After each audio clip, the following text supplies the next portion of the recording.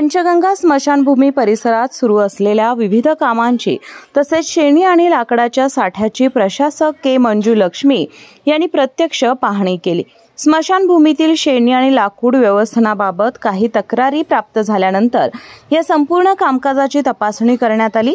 परीक्षणादरम्यान प्रशासकांनी दान स्वरूपात मिळणारी शेणी, ठेकेदारामार्फत महापालिकेकडे जमा होणारी शेणी तसेच उद्यान विभागातून स्मशानभूमीत पोहोचणाऱ्या लाकडाच्या नोंदींची तपासणी केली।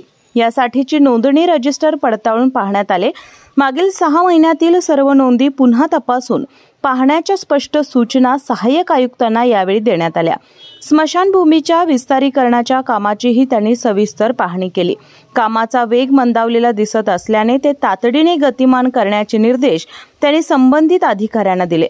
स्मशानभूमीतील लाकूड आणि शेणी साठवण्यासाठी असलेले शेड कमकुवत झाल्याचे निदर्शनास आल्याने हे शेड त्वरित दुरुस्त करावे असे आदेश शहर अभियंता यांना देण्यात आले। तसेच येथे असलेल्या टॉयलेटच्या दुरुस्तीकरिता तातडीने अंदाजपत्रक तयार करून सादर करण्यासही सांगण्यात आले। यानंतर प्रशासक के मंजुलक्ष्मी यांनी पंचगंगा घाट परिसराला भेट देत नव्याने उभारण्यात येत असलेल्या आकांक्षी शौचालयाचे काम तपासले। हे काम निर्धारित कालावधीत डिसेंबर अखेर पूर्ण करण्याचे स्पष्ट निर्देश त्यांनी कनिष्ठ अभियंत्यांना दिले। घाट परिसरातील बोटॅनिकल गार्डनमध्ये सुरू असलेल्या अपूर्ण कामांचीही पाहणी करण्यात आली।